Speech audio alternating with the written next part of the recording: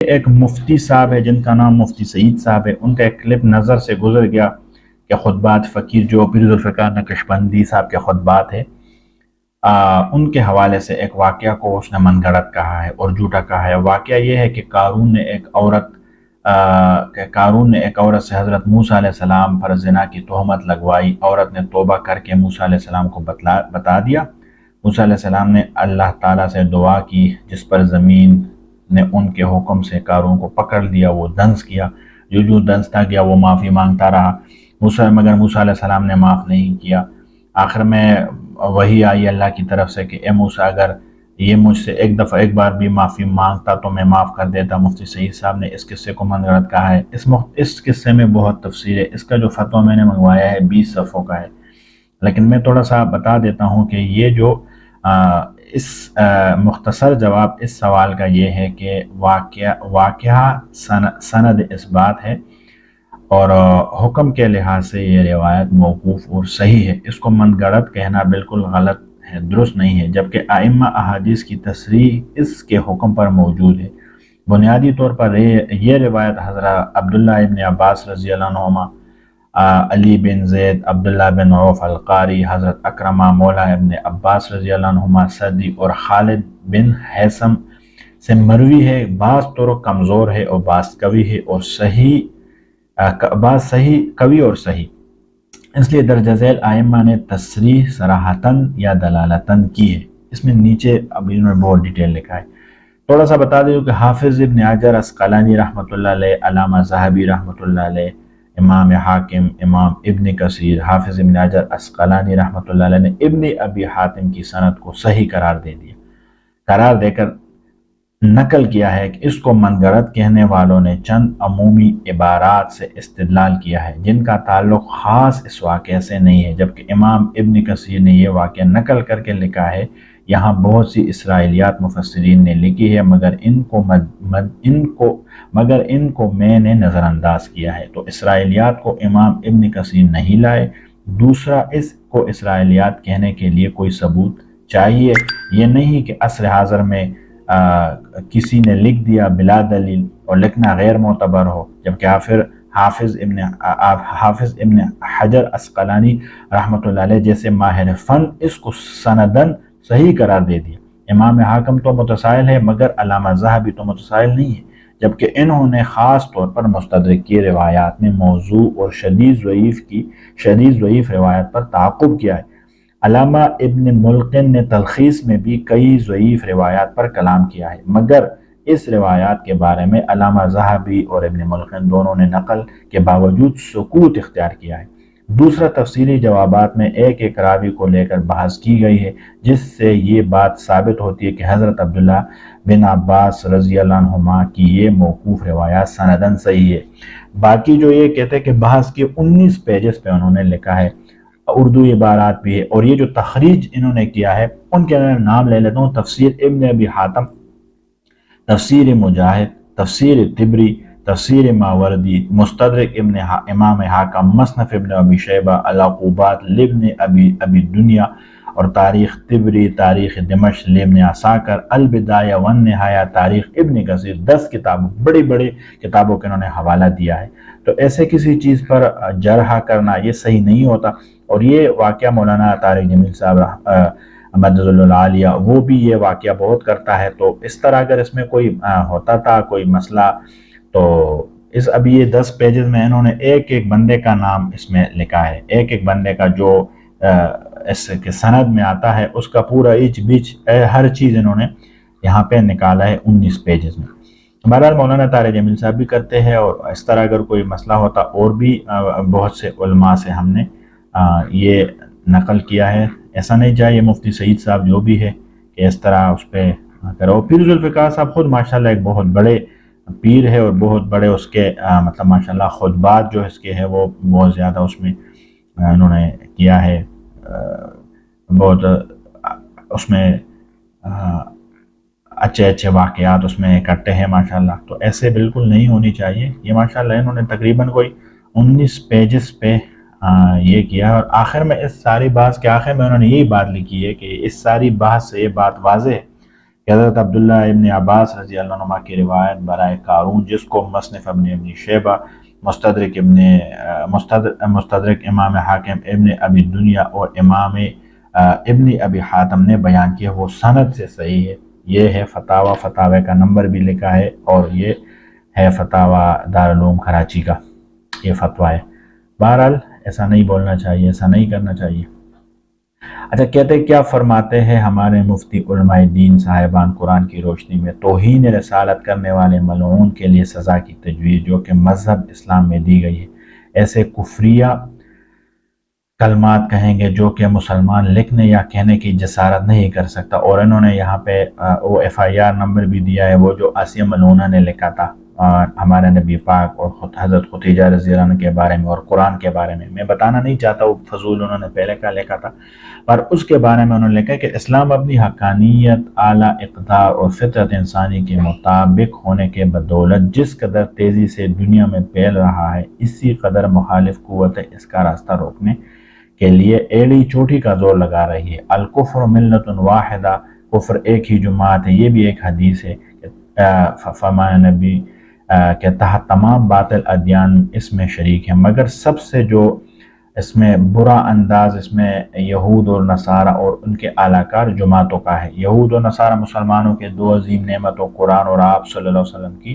عزت گرامی کی شان میں گستاخیاں کر کے ہمیشہ مسلمانوں کے جذبات کو مجروح کرتے ہیں۔ خاص کر موجودہ زمانہ میں یہود و نصارہ کی طرف سے جناب رحمۃ اللہ عالمین کی شان میں نازیبہ کلمات کا سلسلہ چل پڑا ہے، جبکہ شریعت مطہرہ نے توہین رسالت کے مرتکب کی سزا نہ صرف یہ کہ متعین کر دی، بلکہ خود رحمت دو عالم صلی اللہ علیہ وسلم نے اپنی زندگی میں اس کی سزا کو جاری کر کے قیامت کے دن تک بتلایا گیا ہے کہ ایسے فعل شنیع کے مرتکب کی گردن تن سے جدا کیا جائے۔ اور ہمارے نبی پاک صلی اللہ علیہ وسلم کے دور میں کچھ کے ساتھ ایسا ہوا تھا کفار منافق کے ساتھ، جس میں ابی بن خلف، عقبہ بن ابی معیط، ابو لہب، ابو جہل، ولید بن مغیرہ، امیہ بن خلف، نظر بن حارث، کعب بن اشرف، ابو عفق، ابو رافع، ان جیسے ملعونین کا گردن انہوں نے صحابہ نے دھڑ سے جدا کیا تھا۔ یہ ہمارے نبی پاک صلی اللہ علیہ وسلم نے ان کو حکم دیا تھا۔ اسی کو دیکھ کے پھر ہمارے علماء اور شریعت میں جو لوگ ایسے کام کریں گے ان کو یہی سزا ملنا چاہیے، اور یہی ائمہ اربعہ کا مسلک ہے، اور اس پر پورے امت محمدیہ جس سے انحراف کی قطعاً گنجائش نہیں۔ فقہا کی تصحیحات تحریر کی جاتی ہے جو اس بات پر دال ہے کہ ایسا شخص موت کے گھاٹ اتارے جانے کا مستحق ہے تاکہ دوسروں کو تازیانہ عبرت ہو سکے۔ اور اس میں انہوں نے کچھ پھر عبارات نقل کی ہے عربی کے، بہرحال ان کا خلاصہ جو ہے وہ یہی ہے کہ ایسے اس میں جو کچھ لوگ ہوتے جیسے ذمی ہوتے، ذمی مطلب جو ایسے کرسچین ہمارے یہاں پہ رہتے ہیں یا اور کوئی مذہب کے لوگ رہتے، ان کے بارے میں لکھا ہے کہ اگر ذمی کافر مسلمانوں کے ملک میں معاہدہ کے تحت رہتے ہو، مسلمانوں کو جزیہ ادا کرتا ہے، اور اس نے شعائر اسلام میں سے کسی ایک کی توہین کی یا رسول اللہ صلی اللہ علیہ وسلم کی شان اقدس میں گستاخی کا ارتکاب کل عام کیا، تو اس کو قتل کیا جائے گا، خواہ یہ قتل سیاستاً یا تعزیراً یا قانوناً ہو۔ چنانچہ ملک پاکستان میں بھی ذمی اقلیت کے حکم میں آتے ہیں، لہٰذا یہاں بھی اگر کسی نے ان جرائم کا ارتکاب کیا تو حکومت کی طرف سے اس کی سزا قتل ہے۔ نیز اگر کوئی ذمی کافر گستاخ رسول کا ارتکاب کرے تو بعض احناف کے ہاں اس کے ساتھ کیا ہوا معاہدہ ختم نہیں ہوگا، لیکن معاہدے کے ختم نہ ہونے سے قتل کی سزا ساقط نہیں ہوتی۔ ان کے ساتھ معاہدہ ہوتا ہے کہ یہاں پہ رہنا ہے آپ لوگوں نے، اور قرآن، مسجد، مساجد جو شعائر اللہ ہے ان کے اپنے خیال رکھنا ہے، تو وہ معاہدہ جو ہے وہ ختم نہیں ہوتا کہ سب کو قتل کر دے، لیکن ہاں یہ ہے کہ جس نے کیا ہے اس کو سزا ملے گا قتل کا، بلکہ اگر ذمی اعلانیاً لوگوں کے سامنے گستاخی کا ارتکاب کرے تو اس کو تعزیراً قتل کیا جائے گا، اور اس حکم میں مرد عورت برابر ہے۔ رد المختار کے حوالے سے انہوں نے اس پہ بہت بحث کیا ہے۔ ارتکاب کرے تو اس کا قتل میں کوئی اختلاف نہیں۔ پھر گستاخ رسول صلی اللہ علیہ وسلم کے بارے میں پوری امت محمدیہ سلفاً حلفاً متفق متحد ہے کہ اس کی سزا قتل ہے۔ جو ہمارے اکابر تھے انہوں نے بھی ایسا کیا ہے۔ لہٰذا اگر کوئی شخص باوجود جاننے کے گستاخ رسول کی سزا ماننے سے انکار کرے تو ایسا شخص بالواسطہ خود توہین رسالت کا مرتکب ہو جاتا ہے، اور اجماع امت کے انکار کی وجہ سے ایسا شخص دائرہ اسلام سے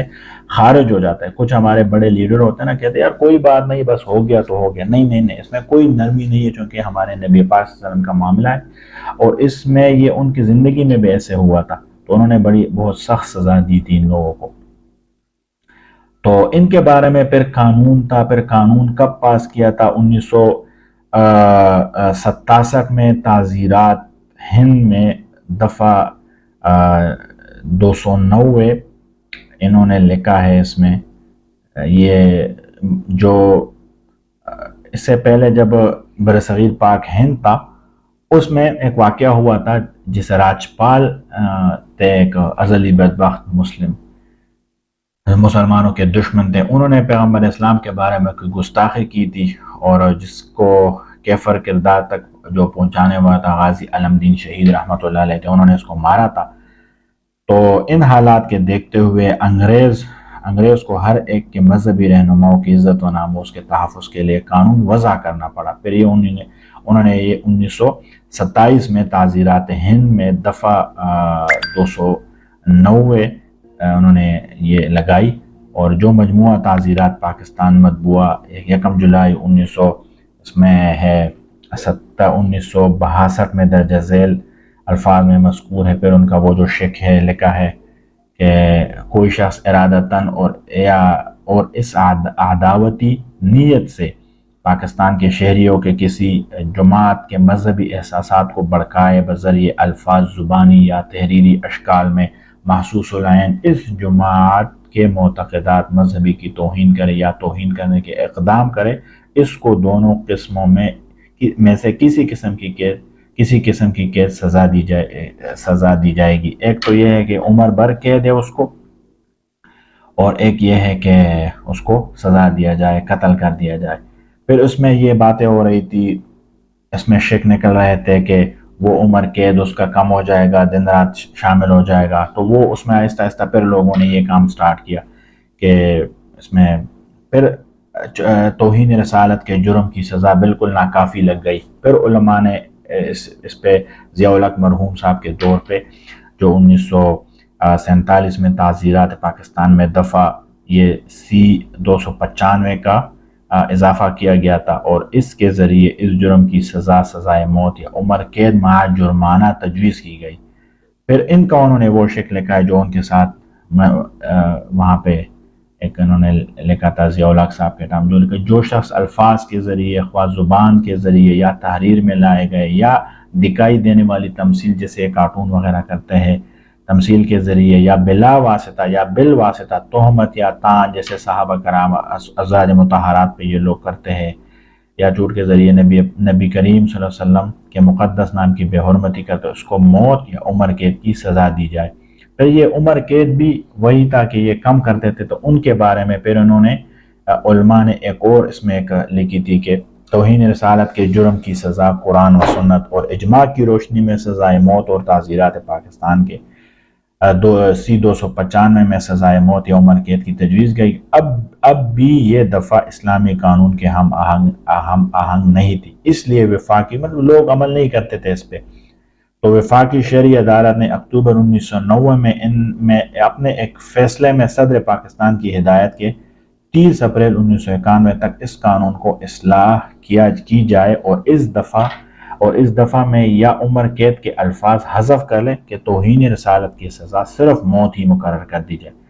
اگر اس تاریخ تک اس قانون کی اصلاح نہ کی تو اس تاریخ کے بعد یہ الفاظ خود بخود کل عدم ہو جائیں گے، اور صرف سزائے موت، یہ انہوں نے ٹائم دیا تھا علماء نے، انہوں نے ایک بورڈ بنایا تھا، سزائے موت ڈائریکٹ آ جائے گی، وہ الفاظ جو ہے عمر قید وہ ختم ہو جائے گا اگر لیکن انہوں نے اپنے حکومت ریاض روایتی سستی کا مظاہرہ اور تاریخ گزر گئی، اور اس لیے وفاقی شرعی عدالت کے فیصلے کے مطابق دفعہ 295 میں یا عمر قید کے الفاظ کالعدم قرار پائے اور قانون بن گیا توہین رسالت کے جرم کی سزا صرف موت۔ اس کے بعد قومی اسمبلی نے بھی کچھ 2 سال بعد متفقہ قرار منظور کر دی، اور اس کا توہین رسالت کے مرتکب کو سزائے موت ہی انہوں نے کروا دی۔ تو گویا پاکستان میں وفاقی شرعی عدالت کی ہدایت، قومی اسمبلی کی متفقہ قرارداد، سینٹ کا اس قانون کو من وعن پاس کرنا اور پھر قومی اسمبلی میں بحث و تمہیز کے بعد توہین رسالت کے مجرم کو سزائے موت دینے کا فیصلہ کرنا، یہ سب وہ مراحل تھے جس سے قانون توہین رسالت گزرا ہے اور اب اس ملک کا یہ قانون بن چکا ہے۔ لہٰذا مذکورہ بالا تمام تفاصیل کو پیش نظر جو آسیہ ملعونہ نے جو جرم کیا تھا ہمارے نبی پاک صلی اللہ علیہ وسلم کے شان میں یا ازواج مطہرات یا قرآن شریف کے شان میں، ان کو بھی اس طرح کا سزا، قتل کا سزا دینا چاہیے۔ یہ علامہ محمد یوسف بن نوری ٹاؤن کراچی کا، مطلب جامعۃ العلوم اسلامیہ علامہ محمد یوسف بن نوری ٹاؤن کراچی کا فتویٰ ہے اس کے بارے میں۔